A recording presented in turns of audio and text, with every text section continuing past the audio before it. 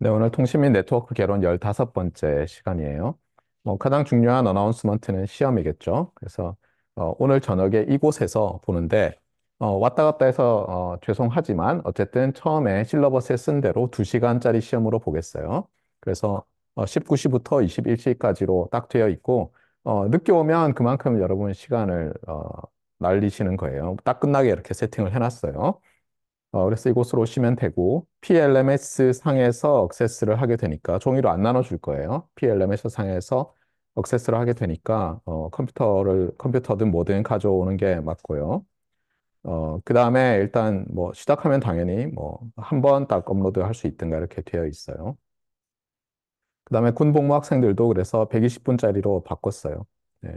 아직은 안 올려놨지만, 하여튼 이렇게 볼 거고, 어, 그다음에 피겨 파일을 여러분이 이제 예를 들면 이제 뭐 풀이를 써야 되는 문제들이 있거든요. 서술형 문제들이. 그러면 요즘은 다 태블릿 이런 데다 쓰든가 아니면 종이에 써서 이제 사진을 찍을 텐데 그거를 뭐 그냥 PC라면은 이렇게 캡처해가지고 그냥 페이스트 하려고 그러면 안 될 거예요.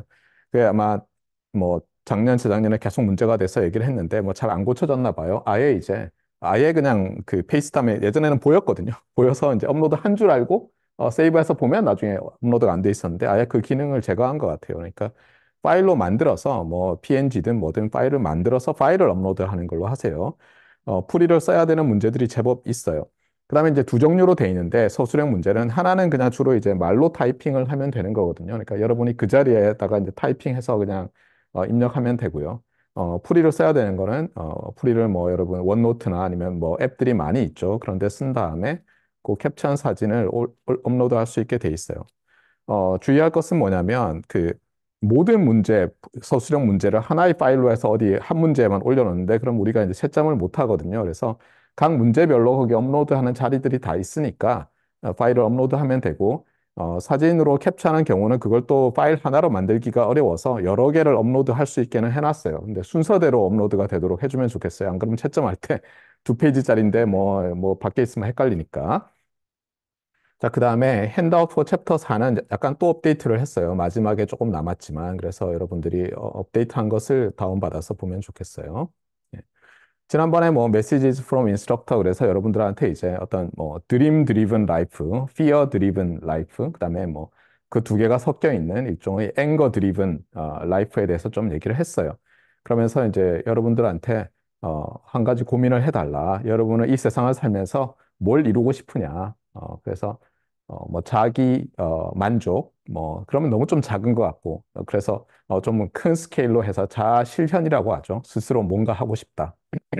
그래서 여러분이 무엇으로 나는 행복할 것이냐에 대해서 좀 생각을 해봐야 되고 또 하나는 여러분들이 잊지 말아야 될 게 우리는 어쨌든 이 자손을 낳은 사람들의 유전자를 가지고 있기 때문에 그 자손을 낳는다는 것 자체가 사실 어떤 그 공동체에 대한 기여를 중요하게 생각했기 때문에 그렇게 한 거예요, 사실은. 그래서 여러분들도 행복을 위해서 너무 자아 실현, 자기 만족만 생각하지 말고 그 자아 실현과 자기 만족이 어떤 공동체에 대한 기여와 같은 방향으로 가도록 뭐 반드시 나의 모든 것을 희생하고 예전에 조선시대처럼 뭐 그렇게 살 필요는 없잖아요. 하지만 두 개가 나란하면 뭐 반대 방향이 되면 아주 곤란하겠지만 괜찮으니까 이런 것들을 잘 생각해 보라고 말씀을 드렸어요. 지난 강의에서 뭐 특별히 뭐 좀 뭐 이상한 게 있었느냐? 약간씩 있었어요. 그래서 어차피 시험 범위 안에 있는 거고 그래서 뭐 여러분들한테 좀 더 클래리파이를 하려고 요 준비를 조금 했어요. 자, 여기를 보면 이제 이 교과서의 와이파이 0, 1, 2, 3까지 설명을 하고 그다음에 섹션이 넘어가서 이제 뭐 recent advances 이렇게 해서 와이파이 4, 5, 6과 나머지들에 대해서 설명을 했는데 이 와이파이가 발전한 방향이 뭐냐 도대체? 그러면 제일 간단한 말은 뭐냐면 점점 더 빠른 레이트를 서포트하는 거예요. 그래서 여러분들이 기존에 가지고 있던 이서넷 거기서도 계속 빨라지고 있었죠. 그것만큼 와이어리스 랜에서도 빠른 전송 속도를 지원하겠다는 거예요. 그런데 이 인핸스를 위해서 여러 방향에서 좋은 아이디어들이 새로 들어왔는데 우리는 어쨌든, 뭐, 불완전하지만 분류를 좀 해서 가지고 있어야지 기억을 잘 할 수 있겠죠. 그래서, 통신을, 피지컬 레이어 통신을 하는 사람 입장에서 기억할 것은 뭐냐면, 어, frequency, time, space 이렇게 생각하면 여러분이 굉장히 업투데이트 되어 있는 뭐 크루드하지만 그래도 상당히 컴프리헨시브하게 생각할 수 있는 분류법을 아는 거예요. 시간, 공간, 그렇죠? 시간, 공간. 이것은 물리할 때도 나오는 거죠. 그리고 시간을 다른 어떤 베리어블로 바꾸는 게 여러 가지 방법이 있지만 그 중에 하나가 프리퀀시잖아요. 그래서 시간, 프리퀀시, 공간에 대해서 이제 생각을 하면 먼저 프리퀀시 도메인에서는 계속해서 이제 인핸스 되는 과정이 어떤 거냐면 채널을 본딩을 해요. 점점 더 넓게 만드는 거예요. 채널 위스를 넓게 만들면 당연히 짧은 시간 동안에 더 많은 데이터를 보낼 수 있겠죠. 네. 그다음에 또 하나는 이제 와이파이 6에서부터 나왔지만 OFDMA라고 해서 시간 영역에서 한 스테이션만 서포트하는 게 아니라 프리퀀시가 넓으니까 일부 밴드는 일부 채널은 아니면 일부 서브 채널이라고 하는 게 낫겠네요. 일부 서브 채널 또는 서브 캐리어들은 A라는 스테이션, 일부는 B라는 스테이션, 일부는 C라는 스테이션, 일부는 D라는 스테이션 이렇게 동시에 보내주면 소위 말해서 레이턴시, 딜레이가 굉장히 줄어드는 거예요. 이게 왜 중요해지냐면은 우리가 와이파이 6나 6E처럼 뭐 굉장히 넓은 1.2기가까지 6E는 지원할 거라고 하잖아요. 그런데 여러분이 뭐 VR 헤드셋 같은 걸 썼는데 이게 여러분이 머리를 조금 움직일 때 이 이미지가 어때요? 움직이는 속도에 따라서 다 따라서 변해줘야 되는데 굉장히 많은 데이터가 필요하다는 거예요, 실제로. 정말 리얼 월드 라이크한 어떤 VR을 제공하려면. 그럴 경우에는 조금씩 있잖아요. 우리가 이 머슬을, 목에 있는 근육을 이렇게 돌리는 것과 심지어 눈알을 움직이는 데 따라서도 조금씩 바꿔줘야 되거든요. 그런 것들이 늦게 도착하면 사람들이 어지럼증, 두통, 잠못하다가는 구토를 하기도 해요. 그래서 여러분들이 영화 같은 데 보면 어때요? 그, 우주인들 실험할 때 눈을 가리고 빙글빙글 돌려서 구토에 얼마나 강하냐 이런 걸 보는데, 다들 보면 우리가 평소에 가지고 있던 어떤 그런 우리의 움직임과 눈에서 들어오는 시 정보들이 싱크가 안 맞으면 굉장히 이제 여러 가지 불쾌감, 심지어 뭐 기절할 수도 있고 사람이 이러는데 맞춰주려면 어쨌든 굉장히 빠르게 딜레이가 특히 없이 보내줘야 되는데 단지 밴드위스만 넓히고 해서는 곤란하더라는 거예요. 그래서 이런 OFDMA 방법도 프리퀀시 도메인 상에서 인핸스한 방법이다. 그다음에 타임 도메인 상에서는 여러 가지가 있는데 이제 여기서 지난 시간에 했던 것 중에서 이제 커렉션이라면 커렉션인데 제가 지난번에 아이고 이거 왜 화면이 갑자기 안 보이죠? 네. 네, 지난번에 위로 올라가야 되겠네요. 네, 여기인가요? 잠시만요.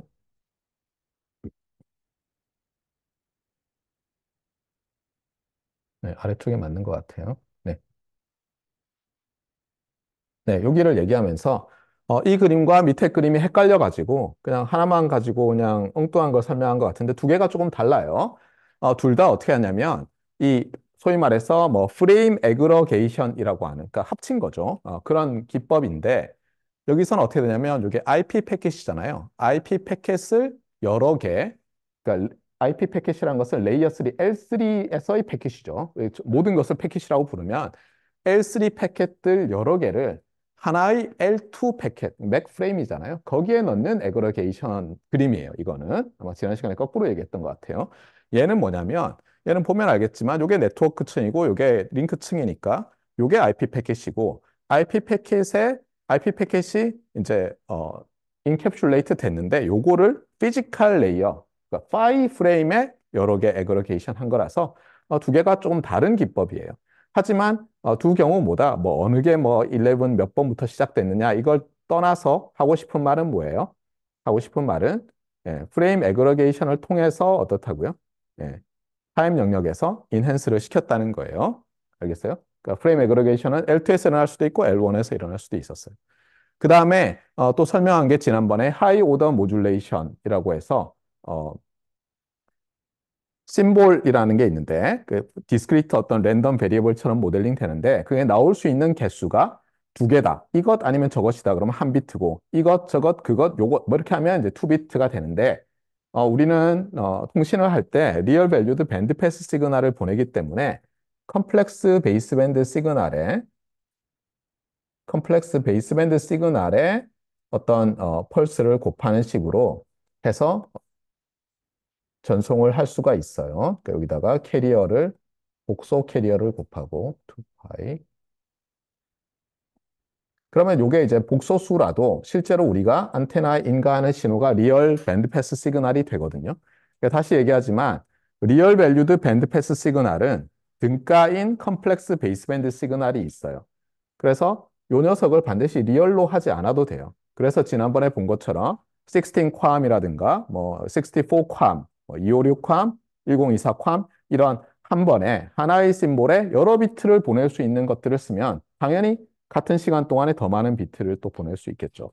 그래서 그런 식으로 해서 또 인핸스를 하기도 하고 그 다음에 TWT라고 하는데 뭐 타겟 웨이크업 타임인데 이건 여러 가지 용도로 쓰이는데 타임 도메인 상에서 이렇게 계속 깨 있는 게 아니라 시간을 딱 정해놓고 일단 아이들 또는 슬립을 해요. 그렇잖아요. 슬립을 하면 파워를 확 줄일 수 있잖아요. 그 다음에 주기적으로 깨서 자기한테 뭐 온 게 있나 확인한다든가 이런 식으로 하면서 타임 도메인 상에서 인핸스를 하면 얘는 이제 에너지를 절약할 수 있어서 좋은 거죠. 뭐 그런 거라든가.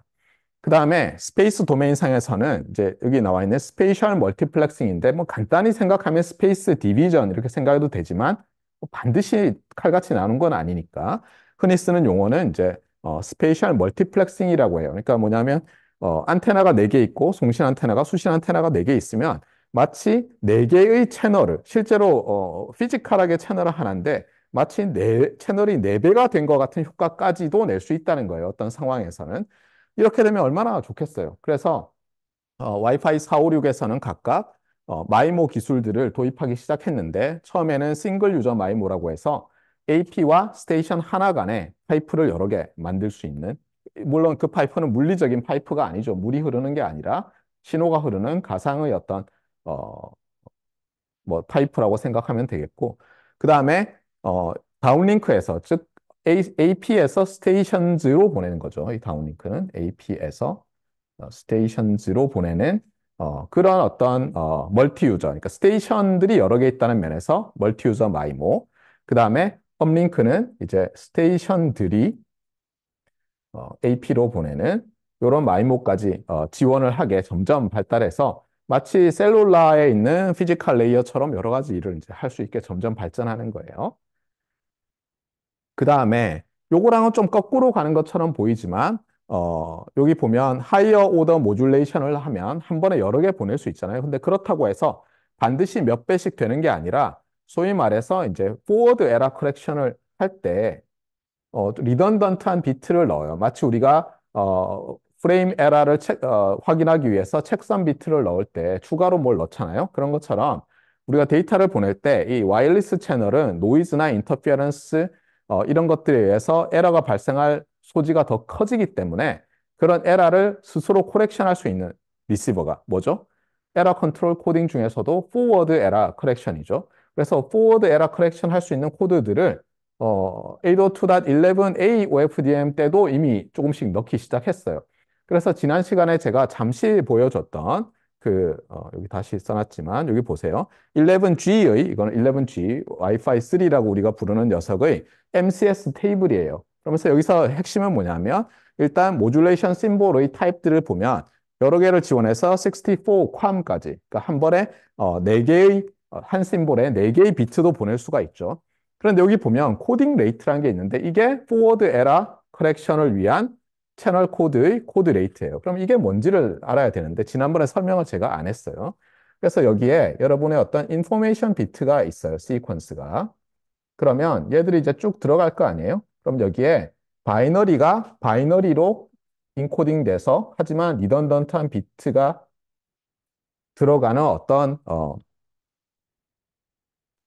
채널 인코더가 있어요. 포워드 에러 커렉션, 포워드 에러 커렉션을 위한 인코더가 있어요. 채널 인코더가. 그러면 어떤 식이 되냐면 여기에 예를 들어서 1000비트가 들어가면 여기에 3000비트가 나와요. 그러니까 뭐냐면 리던던트한 비트를 여기 한 비트당 두 개에 해당한 평균적으로 반드시 하나가 들어가면 뭐 두 개가 붙어 나오는 게 아니에요. 이걸 복잡하게 코딩을 하기 때문에.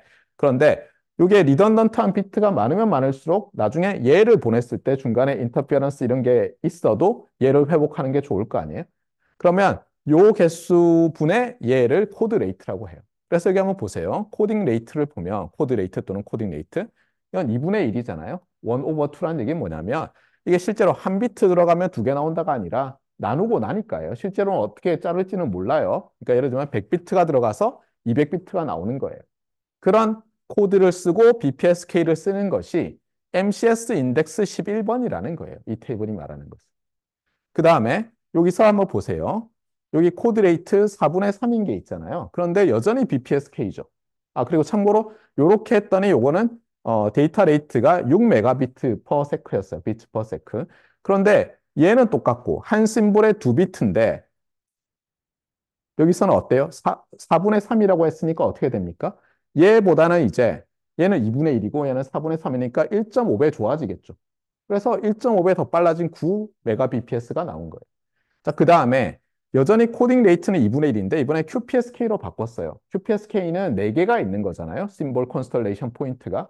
그럼 비트 수가 BPSK일 때 2비트였으면 한 심볼에 QPSK는 4비트, 즉 2배가 되니까 여기 보면 알겠지만 같은 코딩 레이트에서 데이터 레이트가 딱 2배가 되죠.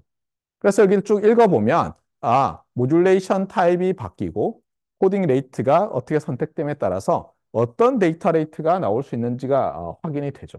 그리고 그것들을 어떻게 했냐면 이걸 조합을 각각 테이블 가지고 있으면 되니까 미리 트랜스미터와 리시버가 MCS 인덱스라는 걸로 해서 번호를 딱 주고 나면 이게 뭐여야 되고 뭐 이런 말 필요 없는 거죠. 몇 번으로 우리가 몇 번 MCS 인덱스를 가지고 통신하자. 그럼 그래. 모듈레이션 타입, 즉 모듈레이션 심볼은 어떤 거고 코딩 레이트 얼마짜리를 쓰면 되겠구나. 따라서 트랜스미션 레이트 얼마겠구나. 이렇게 바로 나오는 거죠. 참고로 이 11G를 넣은 이유가 있어요. 다른 거는 이것보다 테이블이 커요. 그리고 점점 커져요. 점점 커져서 페이지에 다 못 넣을 정도인데 예를 들면은 아마 여기 같은데 요 링크인가 아니면은 AX에 있는 링크인가요? AX 링크. 여기인가요? 제가 기억이 정확히 안 나는데 어딘가에 링크를 누르면 이 MCS 테이블이 쫙 나오는데 뭐 황당하게 커요. 그러니까 점점 더 많은 모듈레이션 심볼 타입과 코드 레이트 조합을 지정해 놓는 거예요. 그래서 그때그때 채널 환경에 최적인 녀석을 선택해서 전송하면 어때요? 제일 좋겠죠. 예를 들면 채널이 굉장히 좋은데 그럼 빨리 보내야 되는데도 코드 레이트가 더 1에 가까운 게 없어요. 예를 들면. 그럼 곤란하잖아요. 빨리 보내고 싶은데 괜히 리던던트한 비트를 많이 넣을 이유는 없잖아요. 네. 그래서 이제 지난 시간에 요 MCS 설명을 하면서 모듈레이션 심볼들이 점점 커졌다는 얘기만 하고 여러 가지 코딩 레이트와의 조합에 대해서 설명을 안 한 것 같아서 이 부분을 넣었어요. 그러니까 요거는 코렉션에 가깝고 나머지는 좀 더 클래리피케이션에 가까워요. 자세한 어떤 이런 코딩 기법에 대해서는 통신 시간에 배우는 게 맞겠다는 생각이 들었어요. 작년 강의를 제가 들어보니까 여기를 너무 오래 해가지고 한 2주 넘게 했더라고요. 그래서 뒷부분에 정작 여러분이 알아야 할 것들에 대해서 시간 투자를 많이 못했었어요. 자, 우리 오늘 이제 챕터 4 끝낼 거고요. 시험에는 나오지 않겠지만 그래도 중요한 부분들을 이제 좀 보려고 해요. 먼저 리뷰를 하자면 지난번에 이제 지난 시간에는 프레임 종류들을 나누고 특히 이제 컨트롤 프레임에 에크 뭐 그다음에 CTS, RTS 이런 프레임들이 있다. 지금 뭐 하고 있죠, 우리? 와이파이 하고 있죠. 그래서 와이파이의 맥 프레임을 이제 나누는 걸 했고 맥프레임에는 예전에 맥프레임이라고 와이파이도 맥프레임이라고 하는 이유는 맥 애드레스를 쓰기 때문이라고 보면 돼요. 같은 종류의. 그 다음에 이 duration of transmission이라는 게 들어있어서 맥 레이어에서 패킷을 까보면 헤더에 이게 얼마짜리 길이를 가질 건지 미리 알 수 있어서 다른 스테이션들이나 액세스 포인트가 누가 전송하기 시작하면 내가 얼마쯤 기다리면 되겠구나 스스로도 알 수 있게 그렇게 만들어 놓는다고 했죠. 그 다음에 조금 전에 말했던 게 여기 또 나오죠. 그렇죠? 그래서 5프레임과 맥 프레임이 있어서 구별을 여러분이 해야 되고, 어, 맥 프레임이 인캡슐레이트 돼서 이제 5프레임 안에 들어가는 거라고 했어요. 그리고 5프레임은 기존에 있던 상위 레이어의 어떤 프레임 인캡슐레이션과는 달리 이제 피지컬 레이어에서 필요한 이런 프리앰블, 즉 싱크로나이제이션을 위한 프리앰블들이 들어가고 어떤 때는 이게 뭐 타이밍, 그다음에 캐리어 프리퀀시 옵셋 에스티메이션들을 위해서 쓰이는 어떤 프리앰블이 있고 또 어떤 것은 채널을 에스티메이션 하기 위해서 필요한 게 있다 이런 얘기를 했어요. 그래서 여기 보면 뭐 이 STF 그러면 Short Training Field라고 불리는 이제 프리앰블이고 Long Training Field라고 하는 프리앰블이 또 있다 뭐 이런 얘기를 했었어요. 그다음에 Recent Advances는 얘기했었죠 조금 전에 똑같은 말을 다시 하고 있어요. 그리고 MCS 테이블이 갈수록 커지고 있다. 그래서 여러 모듈레이션 심볼과 코딩 레이트 조합들이 지원이 된다. 그다음에 여기 관련해서 이제 지난 시간에 이 우리가 와이파이 0, 1, 2, 3, 4, 5, 6, 6E라고 부르는 것 이외의 다른 것들에 대해서 너무 그냥 지나갔는데 그래도 조금 더 보고 지나가자는 게 오늘 할 거고요. 그 다음에는 4.4와 4.6을 커버를 할 텐데 4.4와 4.6은 확률 이론을 바탕으로 이 와이파이의 맥 프로토콜의 효율성을 이제 어, 성능 분석하는 그런 이그젬플을 보여주는데 뭐 이걸 다 따라가진 않을 거고 여기 철학이 무엇인가 이런 것들을 보려고 해요. 자, 그래서 이 부분은 다 이제 설명했다고 보여지고요. 그림 보면서 좀 지나갈까요? 네, 이런 식으로 옛날에는 예를 들어서 채널 위스가 조금 한 거예요. 그랬다가 이렇게 이제 본딩을 하면서 넓은 것을 한 번에 채널 번호로 할당했다는 얘기는 내가 몇 번 채널로 통신할게 하면 이제는 더 넓은 위스를 갖는 채널을 이용할 수 있게 되는 거죠. 그래서 점점 넓은 채널을 이용할 수 있도록 표준이 진화했다. 그다음에 타임 도메인 상에서 프레임 애그러게이션, 그다음에 공간 분할 다중화를 위한 멀티 안테나 기법, 그다음에 이런 한 번에 여러 비트를 보낼 수 있는 하이 오더 모듈레이션 심볼들을 사용할 수 있게도 해주고, 그다음에 여러 가지 포워드 에러 커렉션들이 피지컬 레이어에서 가능하도록. 그러니까 무슨 뜻이에요? 피지컬 레이어가 위에 상위 레이어에서 받은 걸 가지고 자기 피지컬 프레임을 만들잖아요. 사실 거기까지는 사실 피지컬 프레임이라고 하지만 로지컬하죠. 여전히 심볼이잖아요. 그 피지컬 프레임을 피지컬 시그널로 바꾸는 과정에 있어서 실제로 오류 정정 부호도 쓰고 그 다음에 웨이브 폼도 만들고 이렇게 보면 되겠어요.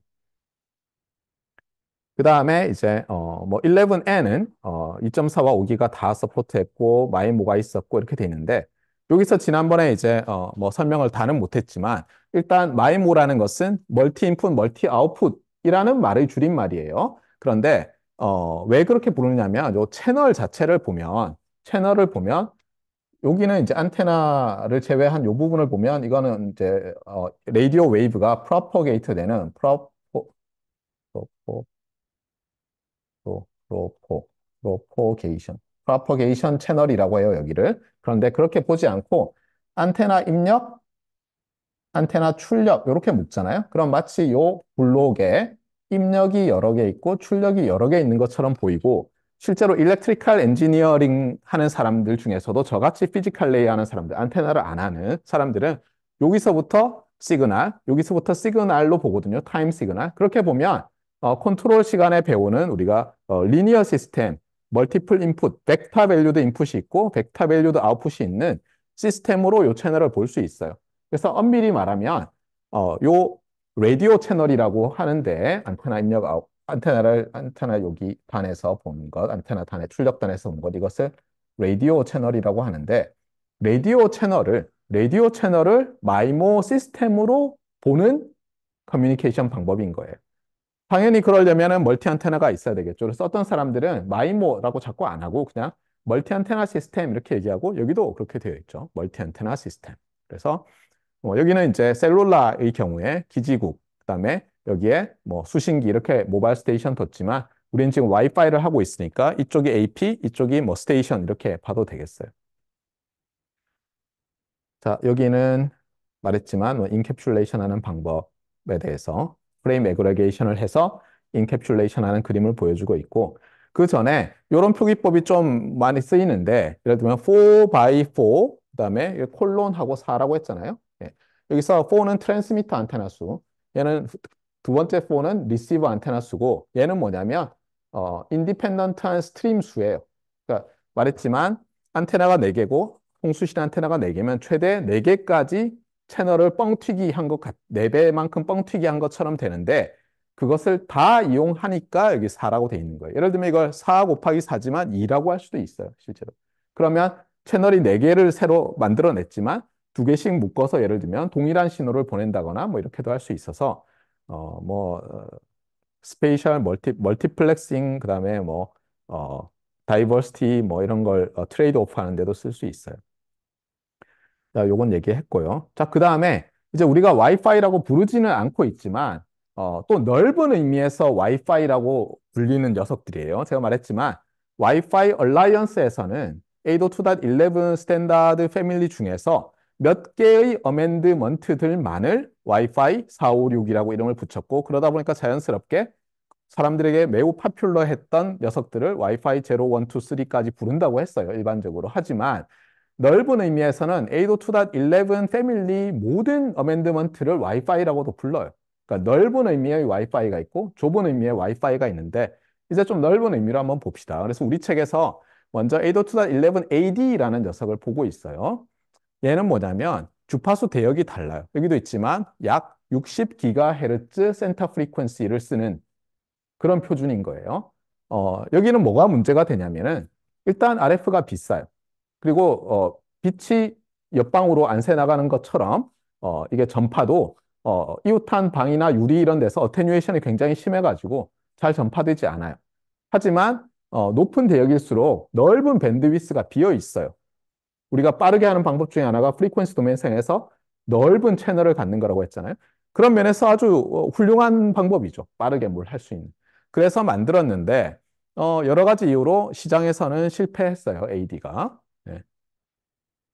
여기 나와 있지만 프로에는 라저 밴드위스. 그러면 당연히 레이트도 높아지고 그러니까 프로와 콘을 항상 생각해야죠. 찬 바늘 또는 좋은 거, 나쁜 거. 숏 레인지.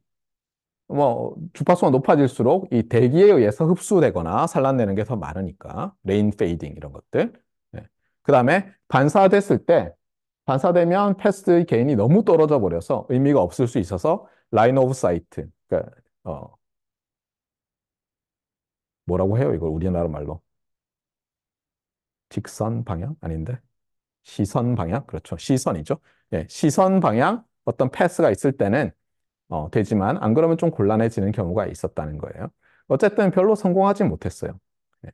그 다음에 AC는 우리 다 알고 있는 거죠. 와이파이 5고 웨이브 1, 웨이브 2. 그래서 어, 싱글 유저뿐만 아니라 이제 멀티 유저 마이모가 되었고 다운링크에서 지원했다. 요 그림은 보고 지나갑시다.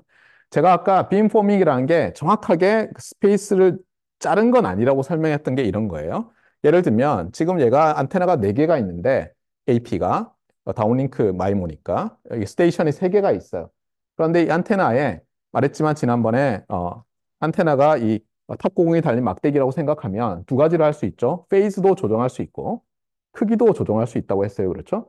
이렇게 하면 저 빔이 이렇게 쫙 우리가 지난번에 그 앞에서 그림에서 본 것처럼 생기지 않고 이렇게 물리적으로 보면 이렇게 울퉁불퉁하게 생길 수가 있어요. 그런데 여기서 이제 그림을 일부러 이렇게 그려놨는데 요 유저 원 입장에서는 여기서 이렇게 가는 걸 생각하면 유저 원으로 향해 가는 시그널 파워는 예를 들면 요 길이라고 하면 유저 2로 가는 시그널 길이는 줄어 있고 유저 3로 가는 시그널 길이는 더 줄어 있죠. 이쪽 방향으로는.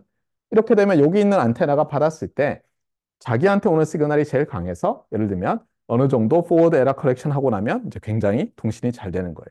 놀랍게도 그와 동시에 같은 시각에 AP에서 유저 2로 가는 걸 쭉 보세요. 이렇게 꺼 놓으면 이 그림이 말하는 것은 유저 2로는 유저 2 시그널이 굉장히 강하고 유저 1과 3 시그널은 굉장히 약한 거예요. 이러면 어때요? 코드 레이트가 더 높은 녀석을 쓸 수 있겠죠. 우리가 리던던트한 비트를 덜 넣고도 빠르게 보낼 수 있겠죠. 그 다음에 동시에 또 유저 3한테도 보내는데 이때는 뭐 예를 들어서 요게 유저 3 시그널 크기고 1, 2가 요 정도 이렇게 돼서 또 마치 공간을 잘 잘라 놓은 것처럼 그렇다고 칼같이 자른 건 아니지만 잘 잘라 놓은 것 같은 그런 효과를 낼 수 있다는 거예요. 그게 다운링크에서의 멀티 유저 마이모 기법이라고 보면 되겠어요. 그 다음에 요게 잠깐 이제 그 프레임 스트럭처가 5 프레임 스트럭처가 나오는데요. 11 AC의 경우에 이게 뭐 L이 뭐냐면 이렇게 아까 붙어 있으면 트레이닝 뭐 롱 트레이닝 필드였는데 여기서는 아마 제가 L이 레거시일 거예요. 레거시. 그래서 레거시라고 하면 11A OFDM, 11G OFDM 등과 같이 OFDM 계열의 이 와이파이 애들이 공통으로 가지는 어떤 트레이닝 필드 얘기예요. 그래서 레거시 트레이닝 필드가 있고 그다음에 여기 보면 이제 멀티 안테나를 지원해야 되니까 왜냐하면 이렇게 세 스테이션한테 해야 되니까 패럴렐하게 동시에 어떤 숏 트레이닝 필드, 롱 트레이닝 필드 같은 것을 보내고 앞에 있는 것은 용어가 뭐 very high throughput 그래서 그냥 와이파이 이 번호가 커짐에 따라서 이름을 붙였어요. high throughput long training field, high throughput short training field, very high throughput 롱 트레이닝, 숏 트레이닝 필드 이런 식으로 이제 이름을 붙여 놓은 거예요. 자, 그다음에 AC 웨이브 1, 웨이브 2라고 해서 마치 6가 6, 6E 있는 것처럼 와이파이 5도 두 번에 걸쳐서 리비전을 하면서 그때그때 빨리빨리 제품화하고 이렇게 해서 잘 이제 잘 팔았죠. 딱 그다음에 AH인데요. 얘는 용도가 이제 좀 달라요. 아까 목적이 뭐였느냐? AD는 높은 주파수 넓은 대역으로 해서 빠르게 전송시키는 게 목적이었다면 여기서는 어때요? 여기서는 로우 파워 컨섬션이 목표인 거예요. 그래서 예를 들면 머신 투 머신 IoT 기기들은 저전력이 더 중요하잖아요. 그러면 어떻게 되냐면 같은 크기에서 방사도 잘 되고 시그널도 멀리 갈 수 있어야 돼요. 그러려면 주파수가 낮을수록 좋거든요. 그래서 다시 900MHz 대역의 ISM을 쓰자고 했는데 뭐 얘도 그렇게 잘 성공적이지는 못했어요. 핵심은 뭐 언제나 백워드 컴패터빌리티. 이게 백워드 컴패터빌리티가 이 표준에 있어서 뭐 맥, 그다음에 파이뿐만 아니라 피지컬한 미디엄에서 몇 센터 프리퀀시 얼마짜리 대역으로 억세스하느냐가 결국은 그 제품에 들어가는 RF 컴포넌트 가격이라든가 이런 거 성능과도 관련이 되는데 그런 면에서 좀 실패했었어요. AX는 뭐 잘 나가고 있죠, 지금. 설명을 했고. 그 다음에, 예, 이것도 다 설명했고요. 예, 그 다음에 AY가 빠져서서 제가 AY를 추가해서 넣었어요. 뭐 석 줄밖에 안 넣긴 했지만, 여기 보면 11AY는, 여기 보면 Enhanced Throughput for Operation in 이렇게 해서, 그, 이 AD 있잖아요. 아까 60GHz 근처에서 초고속 뭐 와이파이가 되게. 근데 걔의 어떻게 보면 리비전이에요. 뭐 특별히 대단한 게 많이 들어간 건 아니고 핵심은 리비전인데 그래서 더 드루풋을 높게 만들었는데 역시 60GHz 밴드 대역에서 하자 라고 했는데 뭐 잘 안 됐어요 얘도. 그래서 어떻게 보면 이제 뭐 교훈이 뭐냐 우리가 좀 생각을 하면 역시 RF 쪽 관련이 있는 것 같아요. 아무리 높은 주파수에 넓은 대역이 비어 있어도 RF가 문제가 되면 결국은 성공 못하는 거 아니냐. 실제로 우리가 셀룰라 통신을 보더라도 우리가 5G 하면서 뭐 광고를 많이 했다고 했잖아요. 굉장히 빠르게 뭐가 될 수 있는 것처럼. 그런데 그게 이 프리퀀시 레인지 1과 프리퀀시 레인지 2라는 서로 다른 어, 밴드를 동시에 사용하는 표준으로 만들었는데 실제로 대부분 그 엄청난 빠른 뭐 어떤 서비스들은 이 높은 프리퀀시 레인지라는 밴드에서 쓰려고 했었어요. 근데 여기에 이제 장비를 사서 설치하려고 보니까 성능도 잘 안 나오고 너무 비싸고 너무 촘촘히 세워야 되니까 실제로 이 셀룰라 서비스 프로바이더들이 별로 매력을 못 느꼈어요.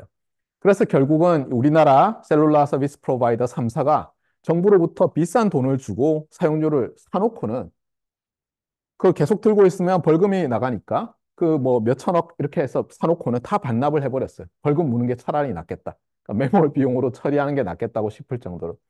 그래서 5G가 한참 좀 뭐 퍼져 나가다가 지금 좀 잘 못 퍼져 나가고 있어서 여러분이 그 이 셀룰라 네트워크를 생산해서 판매하는 그 회사들, 제조사들 보면 주가가 다들 좀 안 좋아요.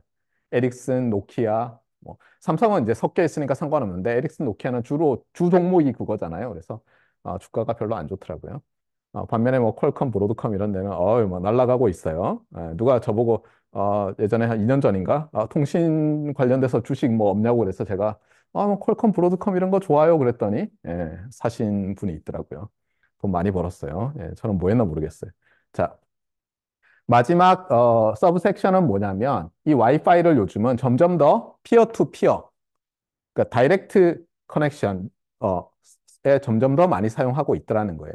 그래서 실제로 액세스 포인트가 없다 하더라도 워낙 칩이 조그맣게 생산이 되니까 얘가 액세스 포인트처럼 이제 작동을 해서 여러 가지를 할 수 있어요. 그래서 예전에는 불가능했던 것들을 하는데 예를 들면 이런 거예요. 제가 2001년에 이제 교수가 돼가지고 설계 과제 하는 팀을 하나 맡았어요. 그런데 그 학생들이 뭘 하려고 했냐면 와이파이를 이용해서 이쪽 모니터에 있는 입력을 그대로 저쪽 모니터에 무선으로 쏘는 걸 하겠다는 거예요. 그러면서 저를 찾아왔어요. 2001년에. 여러분이 연도를 보면 알겠지만 2001년에 그렇게 하기는 불가능했어요. 와이파이 그 당시로는. 그러니까 제가 이건 안 된다. 그냥 너희들은 여기서 모니터 전체가 빨간색이 되면 저쪽 모니터도 빨갛게 되고 이런 거 한번 해봐라 해서 결국은 그걸 하고 말았어요. 그런데 지금은 어떻게 됐죠? 지금은 뭐 와이파이 6, 6E를 보세요. 1.2GHz 밴드라는 게 얼마나 대단하냐면요. 실제로 여러분이 ATSC 방식, 우리나라에서 사용하는 공중파 방송 있잖아요. ATSC 방식의 TV 채널 하나가 밴드위스가 얼마쯤 될 것 같아요? 얼마 안 돼요. 제가 알기로는 8MHz인가 밖에 되지 않아요. 물론 신호가 매우 좋죠. 특히 케이블로 오는 신호들은 매우 강해요. 예. 그래서 코딩도 뭐 약하게 걸거나 이렇게 해도 전혀 문제 없고, 물론 그렇긴 한데 어쨌든 하고 싶은 말은 무엇이냐? 어, 지금은 와이파이가 그 와이어드 이서넷만큼 빨라지고 있어요, 점점. 그렇게 되면 이제 우리는 대부분의 이 인터넷의 뭐라고 하나요? 라스트 마일이라고 하나요? 마지막 구간을 와이어리스로 거의 다 바꾸게 될지도 몰라요. 예. 그런 시대가 사실 반쯤 왔고 앞으로 오게 될 거고. 그다음에 이 와이파이 기술들을 이용해서 예를 들어서 컴퓨터와 모니터를 연결할 때도 지금 여기 케이블이 가고 있지만 실제로 이렇게 안 해도 되거든요. 많이 팔아요. HDMI 신호를 그냥 HDMI 포트 있잖아요. 거기 꽂아서 여기 꽂고 저기 HDMI 포트에 꽂으면 여기 나오는 게 절로 가는 제품들이 많이 팔리고 있어요, 실제로. 이런 것처럼 이 와이파이 기술들을 이용해서 점점 더 흥미로운 일들을 만들어 가고 있어요. 제가 포항공대 왔을 때 떤 연구실에서 그 블루투스를 이용해서 그 여러 가지 뭘 하는 걸 개발하고 있었어요, 과제로. 근데 블루투스의 문제점은 뭐냐면 그 표준 자체가 어때요? 매우 밴드위스가 좁고 저속 통신에 적합하거든요. 그러니까 그 당시에 블루투스로도 할 수 있는 게 지금 우리가 하듯이 음악 듣는 거 정도? 이 정도는 할 수 있는데 영상을 1초에 뭐 120프레임 이렇게 되는 걸 보내는 것은 불가능한 거죠.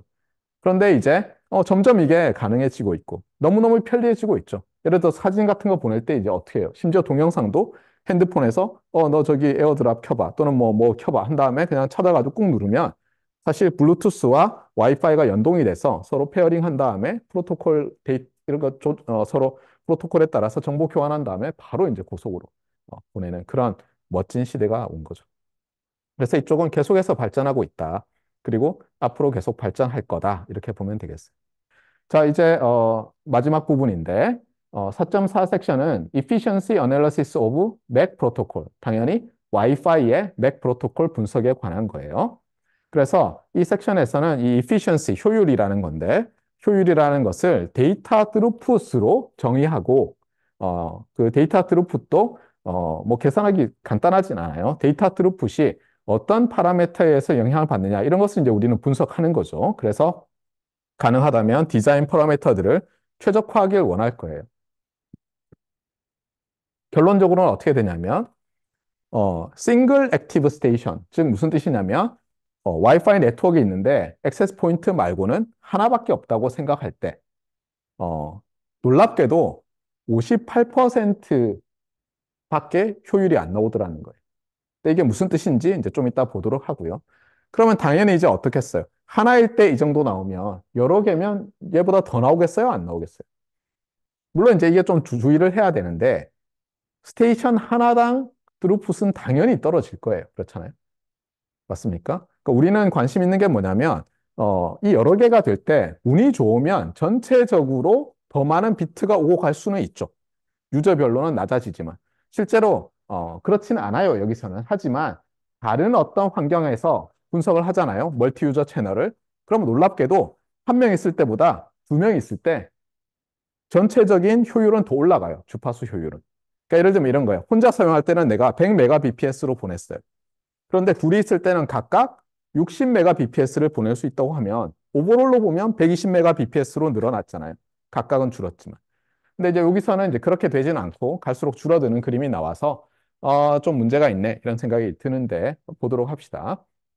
자, 먼저 여기 이제 나와 있는 것처럼 싱글 디바이스, 즉 싱글 액티브 스테이션. 그러니까 여러 개가 있다 하더라도 다 꺼져 있고 아니면 프레임을 보낼 게 없으면 싱글 액티브 스테이션이라고 부를 수 있는데 걔를 먼저 분석을 해요. 왜 그럴까를 한번 생각해 보세요. 이게 이제 없다, 하나, 둘, 많다라는 이제 철학이에요. 제가 봤을 때 저희 개똥 철학인데 분석할 때 여러분들이 뭐가 아무것도 없을 때, 그다음에 하나 있을 때, 이게 분석하기가 좀 쉬워져요. 그다음에 둘을 잘 분석하잖아요. 하나에서 둘로 넘어갈 때가 제일 힘들어요. 하나에서 둘로 넘어갈 때 잘하고 나면 그 다음에는 그냥 많다로 여러 개로 N개로 확장하는 게 생각보다 쉬워요. 그런데 자 한번 봅시다. 우리가 드루풋이라는 게 또는 데이터 드루풋을 efficiency라고 놓을 텐데 와이파이 네트워크가 있는데 스테이션들이 많아도 모두가 보낼 패킷이 없다. 그런 상황이면 뭐 분석할 필요가 있나요? 그래서 여기서는 없다는 제끼고 하나, 둘, 많다에서 하나를 먼저 생각하는 거예요. 그러면 아까도 말했지만 적어도 한 스테이션 당으로 생각하면 이 와이파이는 어때요? 그 DCF라는 펑션으로 생각하면 컨텐션 베이스트 멀티플 억세스잖아요. 그럼 경쟁을 하면 당연히 어떻겠어요? 이게 뭐 연금술이 아닌 이상은 하나 스테이션 액티브 할 때와 둘 스테이션 액티브 할 때 당연히 컬리전도 일어나고 할 테니까 개당 스테이션당 드롭풋은 떨어질 거라고요. 그러니까 어떻게 보면 또 이 없다 하나 둘 많다에서 이 하나라는 게 뭘 줄 수 있냐면 우리한테 퍼포먼스에 여기서 말하는 데이터 드롭풋을 이피션시로 봤을 때 이피션시의 최선의 경우를 최대의 경우를 제공할 수도 있겠죠. 맞습니까? 그래서 괜찮네. 그래서 이런 거예요. 여러분이 나중에 대학원에 갔어요. 또는 뭐 회사의 연구소나 뭐 이런 데 갔어요. 태스크를 받는데 그게 당장 예를 들어서 어이, 자네 내일까지 이거 해야 돼. 근데 안 하면은 이게 끝나요. 예를 들어 문서를 작성해서 제출해야 돼. 이런 게 아니라 내일 우리 미팅할 텐데 프로그레스 만들어서 와라고 했다고 해보세요. 누가 지도 교수님이든 아니면 랩 선배든. 근데 여러분이 해도 잘 모르겠어요. 너무 많아요. 어. 그럴 경우에는 몰라요 하면 돼요? 안 돼요? 안 되죠. 여러분이 할 건 뭐냐면 심플리파이를 하는 거예요.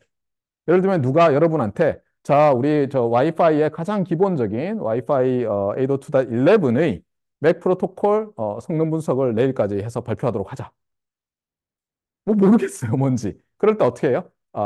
퍼포먼스의 어퍼 바운드에 해당하는 싱글 액티브 스테이션이 있을 때로 한정하고 거기서도 어때요? 거기서도 또 심플리파이를 해서 점점 더 이 이피션시에 영향을 주는 파라메타 중에서 이피션시를 떨어뜨릴 만한 거 몇 개를 빼버려요. 그럼 이피션시가 점점 좋아지면서 걔가 얼티미트한 어퍼 바운드를 줄 수 있겠죠. 얘보다는 작습니다. 근데 빼고 나면 어때요? 계산하기가 쉬워지잖아요. 그렇게 해서라도 여러분은 결과를 들고 가야 돼요. 제가 대학원생이 됐을 때 처음 돼가지고, 그러니까 어떻게 보면 이제 대학원생이 됐다기보다는 이제 랩에 리서치 어시스턴트가 처음 됐을 때 그런 걸 잘 몰랐어요. 그래가지고, 제가 이제, 요렇게 논문을 쓰면 멋있을 것 같아. 그래서 마치 논문의 첫 페이지처럼 다 해가지고 딱 하나를 들고 어려웠어요. 처음에 영어로 쓰는 거. 지도 교수님 막 바빠서 만나지도 못하는데 수업 끝나면 막 가는 사람을 붙잡고는 교수님 요렇게 해서 쓸까 하는데 어떠냐고 그랬더니 지도 교수님이 딱 봤더니 훑어보더니 뒷면을 보는데 뒷면 아무것도 없잖아요. Where is your result? 리절트는 어디 있냐? 이렇게 말씀하시는 거예요. 그러면서 나는 매우 바쁜 사람이니 리절트를 갖고 와라. 그러니까 뭔가 리절트를 가져와야 되는 거예요. 네. 그럴 때는 심플리파이 하는 게 최고예요. 네. 그래서 여러분이 심플리파이를 하면 어떻게 되냐면 일단 풀 수 있어요. 많은 경우에. 그리고 나서 그 심플리파이 된 문제를 푸는 경험을 통해서 그 다음 좀 더 다시 복잡해졌을 때 문제를 풀 수가 있어요. 실제로 여러분들이 그래 왔어요. 기억해 보세요. 여러분이 수학 시험, 뭐 내신을 위해서든 고등학교 때, 중학교 때 어떻게 했었어요? 일단 대부분 시험 문제는 무슨 경시대회가 아닌 이상, 정말 어려운 경시대회가 아닌 이상은 반 이상은 본 문제 비슷비슷한 문제죠. 재빨리 풀어요. 한 문제당 2분 할당돼있는데 거기서 30초 안에 풀고 어때요? 모아서 어떻게 합니까? 어려운 한 대여섯 개, 많으면 한 세네 문제에 남은 시간을 다 두드려 넣는 거예요. 그런데 그때도 어떻게 했습니까? 여러분이 어떤 문제는 처음 봤어요. 그럼 어떻게 하냐면 그거를 분해를 해가지고 또는 심플리파이 된 문제를 재빨리 머릿속으로 생각하면 그걸 풀어보죠. 그러면서 경험을 얻으면서 아, 이게 크리티컬하구나 하면은 원래 오리지널 문제가 풀리거든요. 그런 경험을 다 해봤어요. 여기서도 이 섹션에서 우리가 유도를 안 할 거예요, 실제로. 이게 어, 요 싱글 디바이스 케이스 말고 멀티플 디바이스의 경우에는 실제로 논문이 있어요. 이게 나왔을 때 마르코프 체인을 이용해서 굉장히 잘 푼 어떤 어, 그 기념비적인 논문인데 뭐 우리가 그걸 보진 않을 거예요. 그걸 보기 시작하면 과목이 산으로 가니까. 근데 핵심은 뭐냐면 제로, 하나, 둘, 많다에서 아이디어가 나온 거예요. 그래서 일단 먼저 하나인 경우에 퍼포먼스의 어퍼 바운드를 주는 그런 경우를 생각하기 위해서 simplifying assumptions가 나와요. 자, 어떻게 하는지 봅시다. 일단 싱글 디바이스라고 했어요. 그렇죠? 싱글 디바이스인데 그러면 뭐 컬리전 있겠어요? 없겠어요? 내가 나를 컬라이드 하지 않는 이상. 물론 가능은 하죠. 어떤 경우입니까? 예.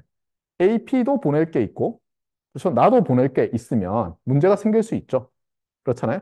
내가 지난번에 봤지만 우리 타이밍 다이어그램에서 예를 들어서 내가 전송을 끝냈어요. 그런데 나도 더 보낼 게 있고 AP도 보낼 게 있으면 컬리전이 일어날 수 있죠. 그러니까 여기서 추가적으로 컬리전 없는 경우로 생각합니다.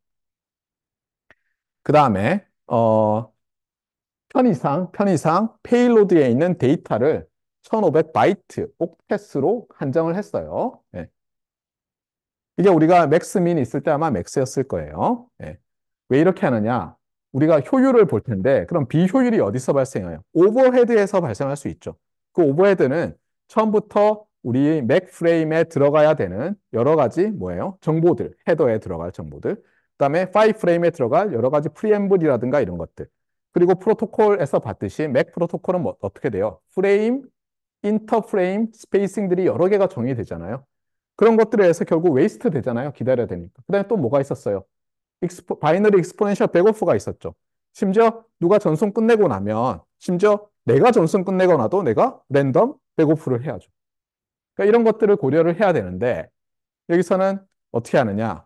그 오버헤드가 있다 하더라도 어쨌든 간에 그 프레임 하나에서 나는 데이터 비트를 최대한 많이 보낼 대로 잡았어요. 그 다음에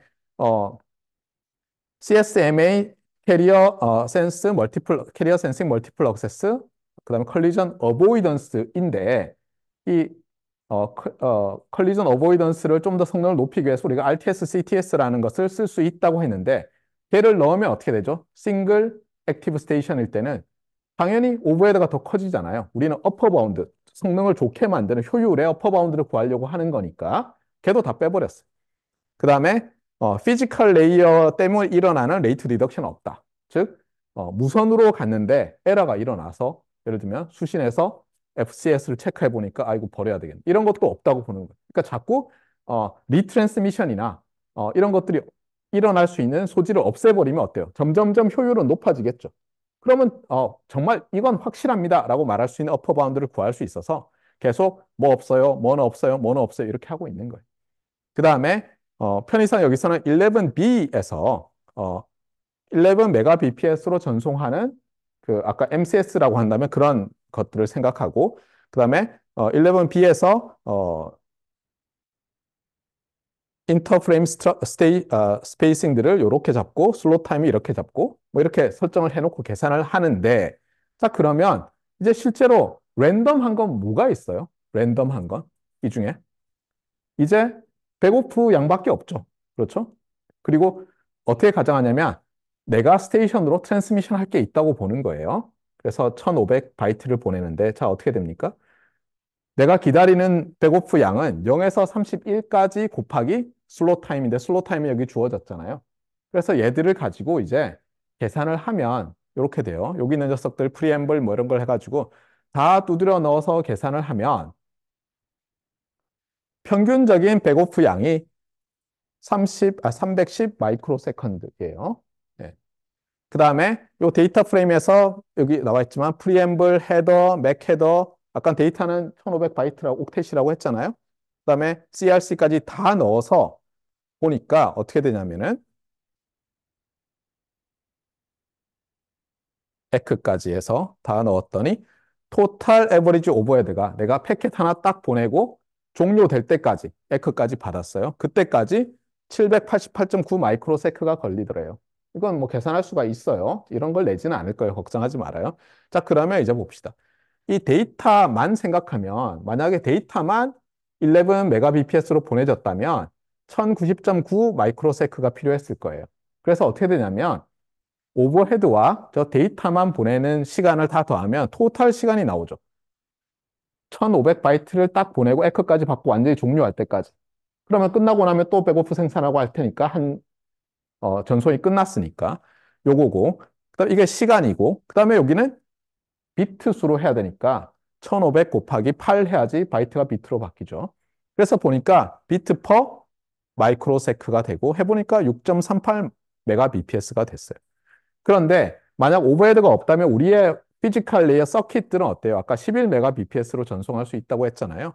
그래서 나누면 결국 58%가 된다는 걸 여기서 말하고 있는데 이 58%는 여러 가지 컬리전, 에라 뭐 이런 거 다 빼는 거니까 이보다 더 효율적일 수는 없는 거죠. 그럼 이제 질문을 여기서 할게요. 너무 뭐 사실 이해를 잘하는 학생들한테는 바보 같은 질문이지만 왜 그럼 효율이 100%가 아니에요?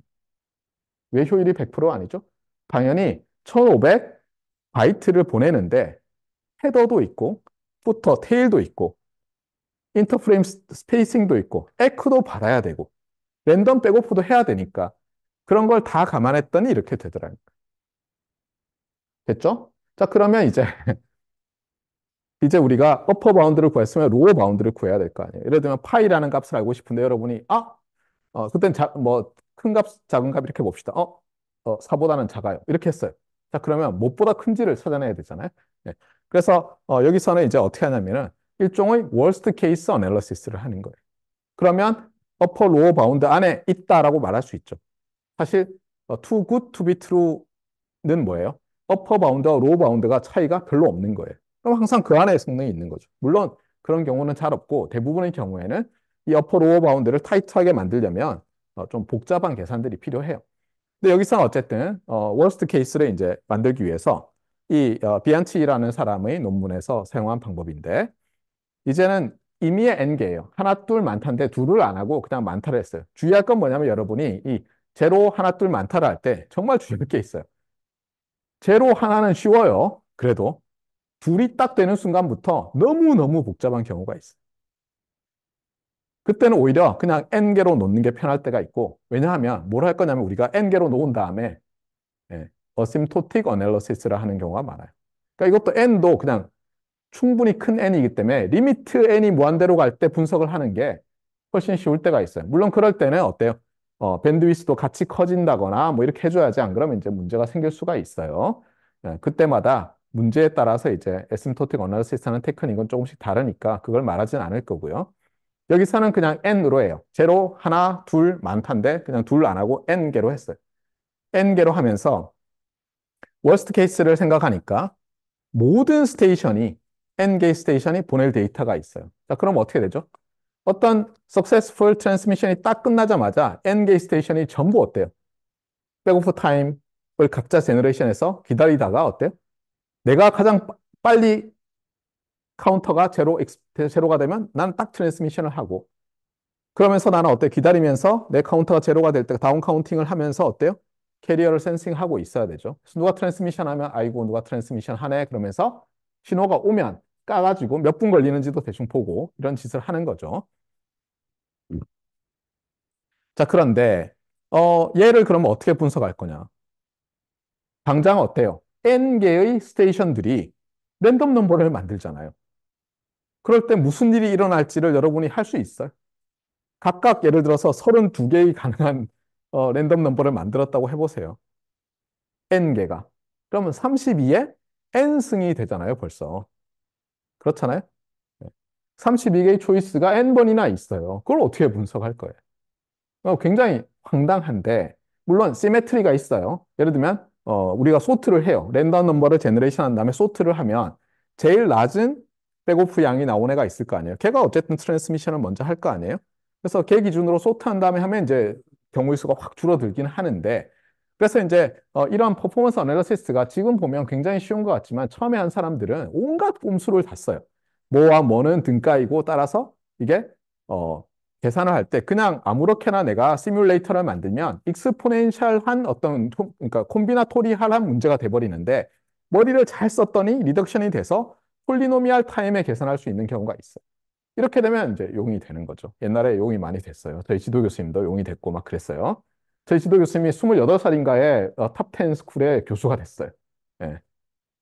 그러니까 일리노이 시카고 지역에서 그냥 뭐 중산층의 자녀로 태어나서 공부를 잘해가지고 무슨 뭐 동네 그래 뭐 기프티드 스튜던트 뭐 클래스에 뭐 끝나면 방과 후에 와. 네 알겠어요. 이러다가 대학 좀 일찍 들어가고 일찍 졸업하고 석박사 빨리 하고 논문 멋진 걸 썼더니 탑 10 스쿨에서 오라고 했죠. 예.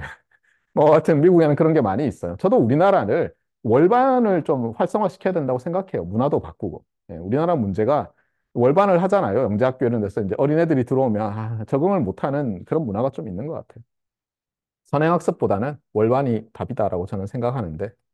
자, 어쨌거나 다시 돌아와서 그래서 이 확률 문제를 푸는데 어쨌든 굉장히 많은 꼼수가 필요하고 수학적인 테크닉이 필요하고, 특히 N개의 스테이션이 모두 트랜스미션할 데이터를 가지고 있는 상태에서 어떤 식의 어, 이 효율을 어떻게 계산할 수 있을 것이냐는 확률적으로 할 수밖에 없어요. 랜덤 백오프 양이 일단 있고, 그 다음에 백오프 되고 나면 트랜스미션하고, 그 다음에 뭐 충돌이 일어나고 온갖 게 계속 생기잖아요.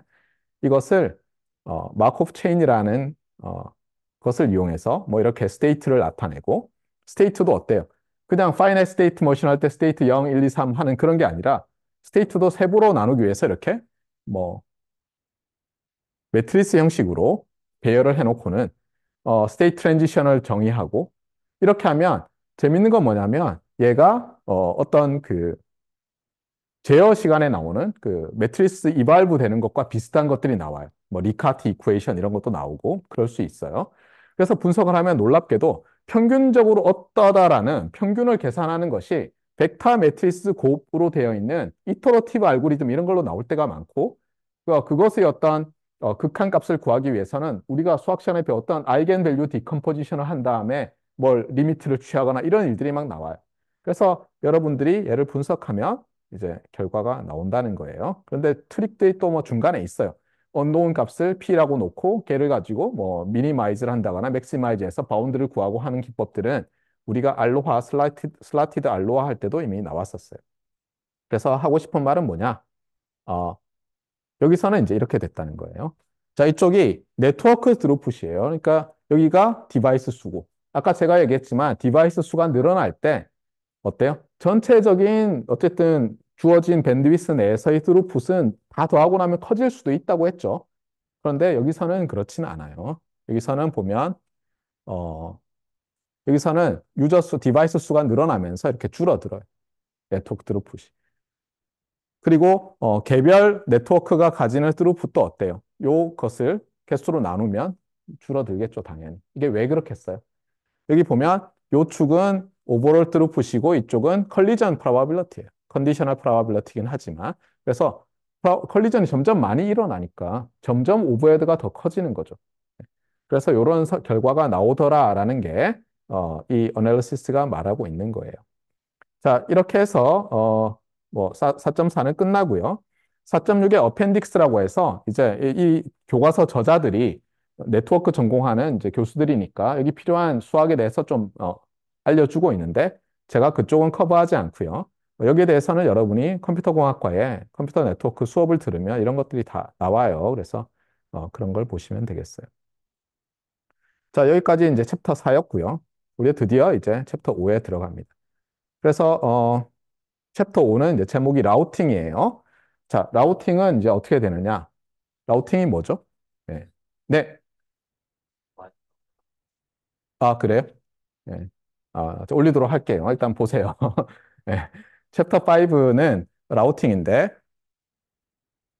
어, IP 패켓을 소스에서 데스티네이션까지 전달하는 게 이 라우팅의 목표예요. 자, 그래서 여기도 있지만, 핵심은 IP 패켓을 소스에서 데스티네이션까지 보내는 것. 이렇게 되어 있어요. 자, 그러면, 어, 소스에서 데스티네이션까지 보내는데, 소스와 데스티네이션 사이의 거리가 이제 굉장히 멀다고 하면 실제로 피지컬하게, 물리적으로 굉장히 많은 거리를 가야 되겠죠, 패켓이. 그런데 서킷 스위칭이 아니니까 우리는 이 링크들을 쉐어링해서 어떻게 보면 코스트를 다운시키려고 네트워크를 디자인했기 때문에 어떻게 합니까? 패킷 스위칭으로 하는데 그럼 결국은 무슨 문제가 생기죠? 네. 패킷 스위칭을 하면 그것을 받아서 라우팅을 해주는 이 라우터에서 이를 효율적으로 이제 잘 처리를 해줘야 되죠. 그 효율은 뭐냐면 인커밍 하는 패켓들을 잘 보관해서 빨리빨리 자기가 가지고 있는 아웃풋 포트로 보내서 전송이 되게 해줘야 되고 또 하나는 뭐예요? 그게 단지 그냥 온 거를 빠르게 다른 애한테 넘겨주는 게 아니라 가능하면 빠르게 데스티네이션에 도달할 수 있도록 그렇게 해줘야 되겠죠. 그런데 이제 문제가 있다는 거예요. 왜 문제가 있느냐 하는 것은 이제 여러분이 사실 이미 봤어요. 자, 일단 우리가 그냥 쇼티스트 패스를 기반으로 해서 라우팅을 한다고 합시다. 그러면 어떤 문제가 생기죠? 이 라우터들이 각각 상당히 많은 정보를 알아야 돼요. 시간에 따라서 변화하는 네트워크 토폴로지들을 계속 업데이트를 받아야 되는데 그 업데이트 받기 위해서 누가 알려주지 않죠. 텔레파시로. 그걸 위해서 또 패켓들을 보내야 되는 거예요. 그러면 그런 패켓들로 엄청난 오버헤드가 생기겠죠. 실제로 와이어리스에서는 그런 일이 많이 생겨요. 셀룰라에서는 예전에 처음에 LTE가 처음 나왔을 때 사람들이 LTE 폰을 별로 안 가지고 계실 때 우리 학교에 교수님 한 분이 도대체 얼마나 많이 쓰이는지 궁금해 이러면서 비싼 기기, 측정 기기를 사셔가지고 그 기지국에서 나오는 시그널 있잖아요. 그거를 이제 분석을 하셨어요. 그래서 막 하시더니 물론 대학원생들 해? 그러면 알겠습니다. 이러면서 코끼리를 막 압축해서 냉장고에 집어넣죠. 그래서 며칠 뒤에 딱 해가지고는 이제 어느 날 저녁 식사를 하시는데 그래서 지난번에 교수님 그거 한번 학생들한테 뭐 시키겠다고 하셨던 거 어떻게 됐냐 그랬더니 까봤더니 전부 컨트롤 관련된 시그널들밖에 없더래요. 그러니까 실제로 LTE가 보급이 안 됐으니까 뭐 핸드폰이 없으니까 다 WCDMA 쓰고 있고 여전히 예. LTE는 깠더니 기지국이 계속해서 예를 들면 비컨 시그널 나는 기지국 몇 번이야 나한테 접속하려면 어떻게 해? 뭐 몇 번 채널을 어떻게 비웠고 뭐 이런 얘기만 계속 하고 있더라는 거. 혼자 말만 하고 있는 거예요. 혼자 말만. 예. 그리고 심지어 예전에 CDMA 시절에도 다운링크에 컨트롤을 위한 여러 가지 시그널이 들어가는 바람에 심지어 나중에는 이 데이터를 보내기 어려울 정도로 뭐가 많았어요. 그러니까 섬세하게 컨트롤하려고 보니까 오버헤드가 엄청나게 많았다는 거예요. 근데 그렇게 할 수도 없고 결정적으로 지난번에 우리가 인터넷의 네트워크를 수학적 토폴로지로 생각하면 어떻게 됐었어요? 가장 큰 백본망들은 어땠죠? 백본망들은 긴 거리를 갔죠. 고속으로. 긴 거리를 가고 밑으로 내려오면서 중간에 뭐 스타도 있고 이랬는데 이 위에 녀석들이 어떻게 돼 있었냐 한번 보면 각 나라에 뭐가 있거나 뭐 해저 케이블로 이렇게 돼 있었잖아요. 그래서 각 나라들이 각 나라의 국영기업체일 수도 있고 아니면 민영기업체일 수도 있는데 이런 애들이 네트워크를 깔죠. 그런데 얘들이 공짜로 까는 건가요? 아니잖아요. 그렇죠? 네. 그래서 이제 문제가 되는 게 뭐냐면 여러 가지 이유로 인해서 예를 들면 북한에 지금 인터넷이 됩니까? 안 되죠. 북한 정부가 네트워크를 깔아놓고 아마 인트라넷으로 해놨겠죠. 네. 그러니까 뭐냐면 우리가 예를 들어서 고성에서 금강산에 가고 싶으면 지금 어떻게 가야 되죠? 헤엄쳐서 가거나 하면 이렇게 되죠. 중국으로 가서 돌아가야 되잖아요. 그런 것처럼 여러 가지 문제가 있을 수 있어요. 그런 것 때문에 어떻게 되냐면 일단 도메인이라는 게 있는데 여기서 말하는 도메인은 라우팅 도메인이에요. 라우팅 도메인이라고 해서 어, 이제 라우팅이라는 단위인데 이 큰 라우팅 도메인 간의 라우팅은 preference policy들. 그러니까 뭐 예를 들면 서로 어, 계약을 맺어요. 너랑 나랑은 서로 보내는 거 그냥 다 공짜로 하자. 아니면 너 세 패킷에 대해서 내 한 패킷으로 상계하자. 이런 것에 따라서 하는 거예요. 예를 들면. 그렇게 하고, 그 다음에 그러면 이제, 라우팅 도메인 4가 있잖아요. 예를 들면은 SK텔레콤이 갖고 있는 네트워크라고 합시다. 그러면 자기는 어떻게 하면 되겠어요? 서울, 부산, 대구, 광주 다 연결돼 있는데, 안에서는 최대한 빨리 서비스 해줘야지, 어, 소비자의 반응이 좋을 거 아니에요? 그럼 그 안에서는 어때요? 그때는 예를 들면, 쇼티스트 패스로 라우팅을 하는 거예요. 그래서 이, 라우팅이 소스에서 데스티네이션까지 그냥 전부 원 레벨로, 원 레벨로 쇼티스트 패스라는 크라이테리언으로 라우팅을 하는 게 아니라 도메인 간에는 사실 서로 계약이라든가 어그리먼트라든가 팔러스에 따라서 하고 도메인 내에서는 쇼티스트 패스로 하는 그런 식으로 되어 있어요. 그래서 이거를 투 레벨 라우팅이라고 해요. 그러니까 말단에는 보통 뭐 어떤 라우팅 도메인을 가지고 있는 운영하는 어떤 어드미니스트레이터 하의 라우터들이니까 쇼티스트 패스로 하지만 위로 가면 갈수록 어때요? 점점 이 계약이라든가 정책에 따라서 이제 결정이 되는 거예요. 쇼티스트 패스가 아니라. 네. 그리고 실제로 나중에 뭐 설명을 하겠지만 보면은 이 인터 도메인 라우팅을 할 때 있잖아요. 그러면 큰 이제 가장 큰 영역에서의 라우팅 도메인들 간에는 한 보통 6, 7번만 하면은 소스의 라우팅 도메인과 데스티네이션 라우팅 도메인이 연결이 돼요. 그렇게 멀지 않아요, 생각보다. 네. 그래서 뭐 큰 문제 없겠구나. 이렇게 보면 되겠어요.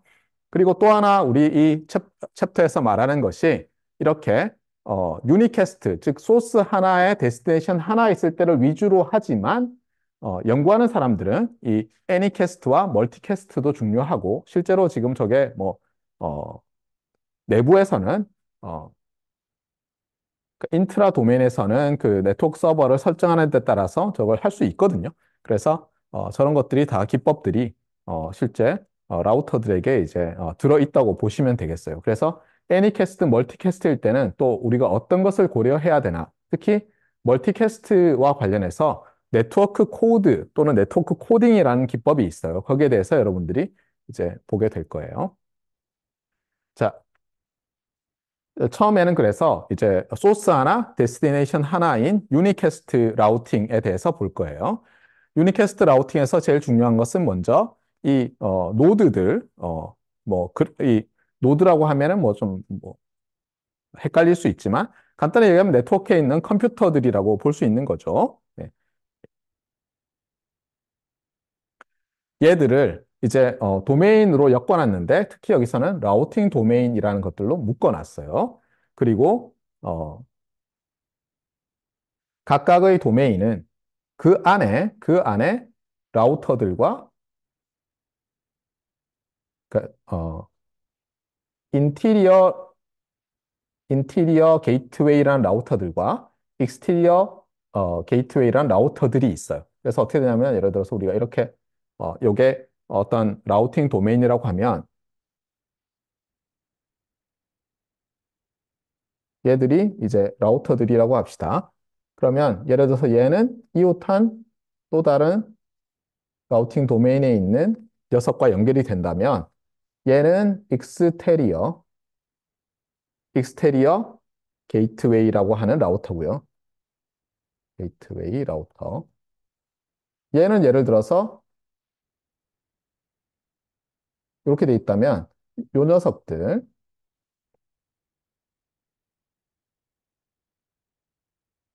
이렇게 제가 필업 해놓은 녀석들은 이제 인테리어 게이트웨이 라우터 이렇게 볼 수 있고요. 그럼 어떻게 되느냐? 여기에 수없이 많은 기기들이 물려 있는 거예요. 그런데 지금은 우리가 이런 녀석들은 말을 하지 않는데 그 이유 중에 하나는 뭐냐면 이렇게 보시면 돼요. 여기 라우터 밑에 달려 있는 것들은 예를 들면 여기서부터 요 녀석들은 이서넷이라고 보세요.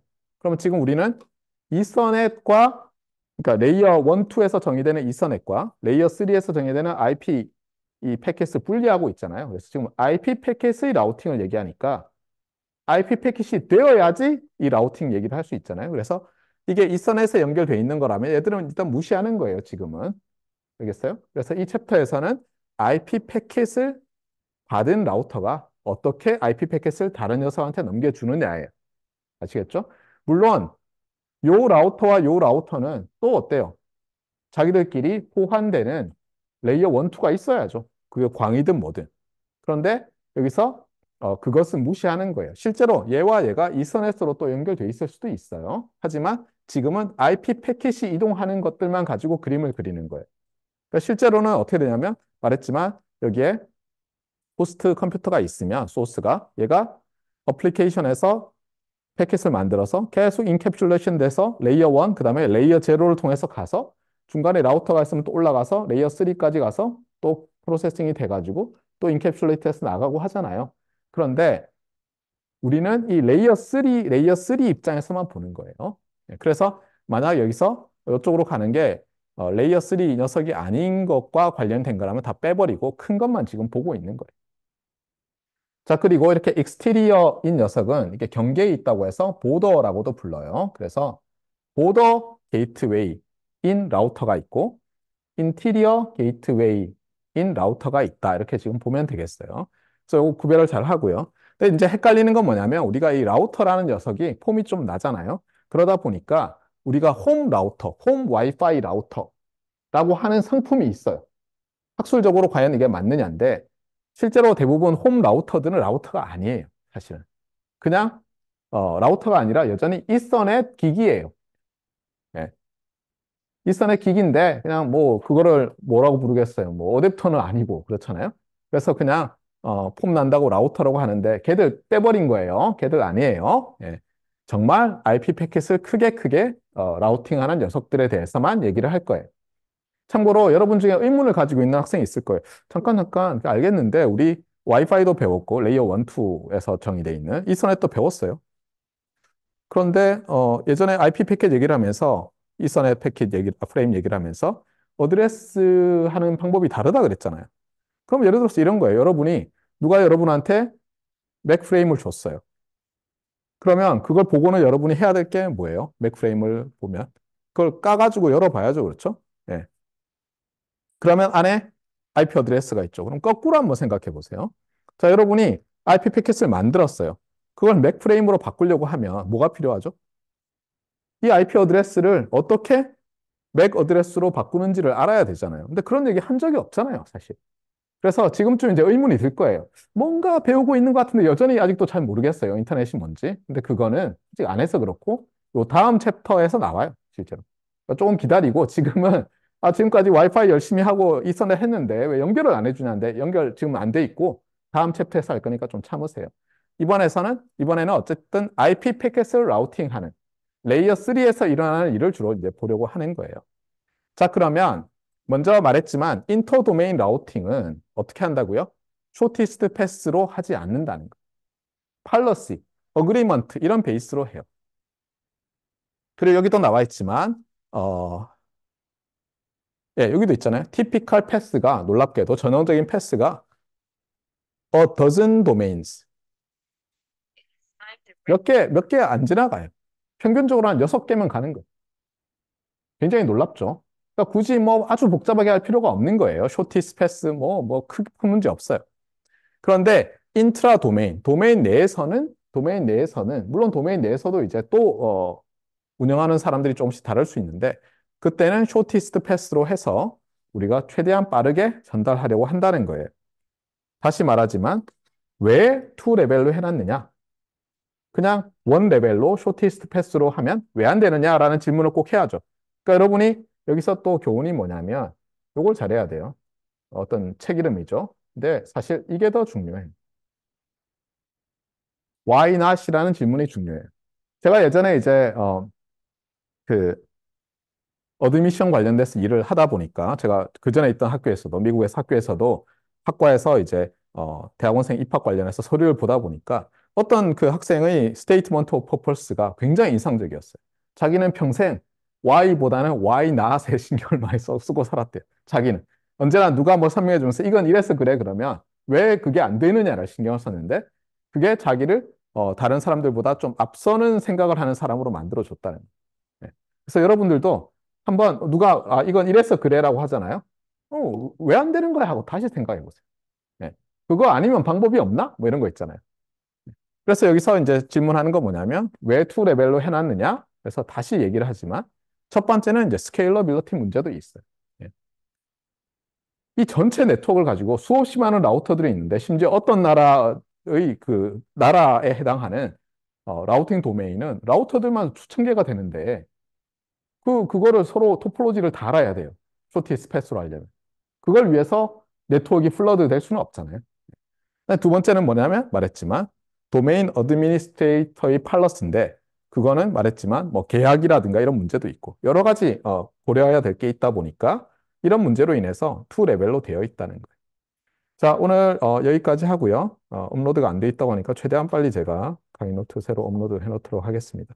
그리고 어쩌면 업로드를 해놨는데 여러분이 그 리프레시를 안 해서 그럴 수도 있거든요. 그러니까 리프레시 한번 해보세요. 아니면 제가 그 파일을 HTML 파일을 고쳐놓고 세이브를 안 눌러서 그렇게 됐을 수도 있어요. 네, 오늘 여기까지 하겠습니다.